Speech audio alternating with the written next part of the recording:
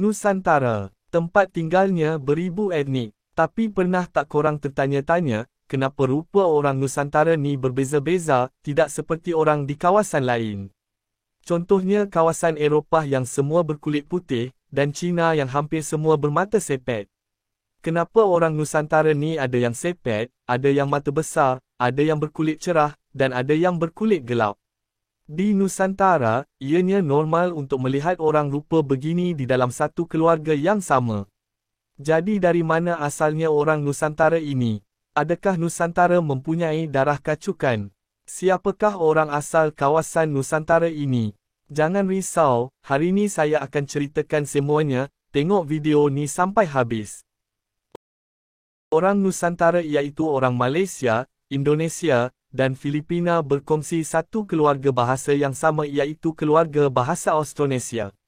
Austronesia ini adalah kaum orang asli yang berasal dari Taiwan. Jadi adakah orang Nusantara hari ini adalah pendatang dari Taiwan?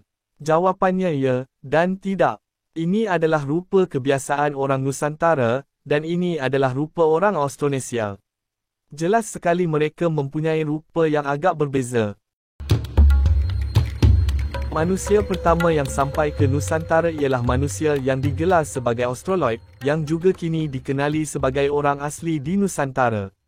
Australoid sampai ke kawasan Nusantara berpuluh ribu tahun yang dulu. Jadi bagaimana kaum orang asli boleh merentas lautan dan sampai ke kepulauan ini? Ketika zaman ais dulu, di mana paras laut adalah rendah, Nusantara bukanlah pecahan kepulauan seperti yang kita lihat hari ini.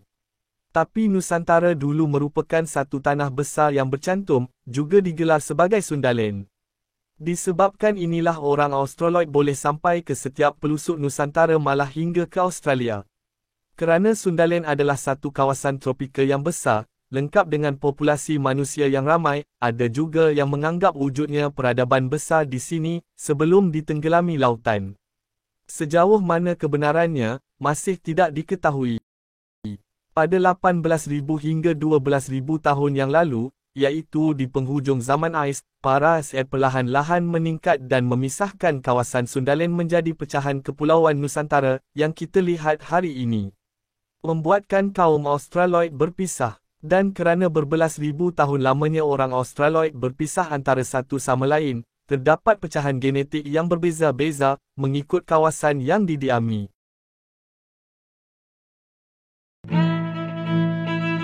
Sekitar 3,500 tahun yang lalu, barulah datangnya nenek moyang kita yang lebih moden ke kawasan Nusantara, iaitu orang Austronesia. Orang Austronesia adalah kaum pelayar hebat yang berasal dari Taiwan. Austronesia adalah satu-satunya kaum yang mampu berlayar seluas ini pada zaman itu. Pelayaran dan perpindahan kaum Austronesia ke kawasan Filipina, hinggalah sejauh Pulau Hawaii, membuatkan perpindahan kaum Austronesia adalah salah satu migrasi paling besar dalam sejarah dunia. Orang Austronesia adalah pakar dalam pelayaran, persawahan dan banyak lagi. Mereka membawa teknologi-teknologi baru ke alam Nusantara, seperti bahasa yang lebih praktikal, alatan-alatan moden dan teknik-teknik pertanian baru. Selepas Filipina, orang Austronesia pindah ke Borneo, dan ada juga yang teruskan pelayaran ke Lautan Pasifik. Dan dari Borneo nilah, orang Austronesia berpindah ke serata Nusantara seperti Sumatera, Pulau Jawa dan Semenanjung Melayu berkahwin campur dengan penduduk asal di Nusantara. Bukti yang Austronesia ni adalah nenek moyang Nusantara ialah, dari segi nada dan bahasanya. Dengan kepelbagaian kaum orang asli di Nusantara, dan juga perpecahan orang Austronesia di setiap kawasan pulau beratus tahun lamanya, melahirkan etnik serta bahasa yang berlainan seperti yang kita lihat hari ini. Akhir kata, sejarah yang ditulis takkan pernah tepat 100%, kerana ianya berdasarkan kajian bahasa, DNA, dan peninggalan-peninggalan yang beribu tahun lamanya. Jadi, adakah anda bersetuju dengan teori ini? Dan jika anda ingin menambah pendapat anda, tinggalkan komen di bawah. Jika korang suka video-video macam ni, korang bolehlah like dan subscribe supaya tak terlepas.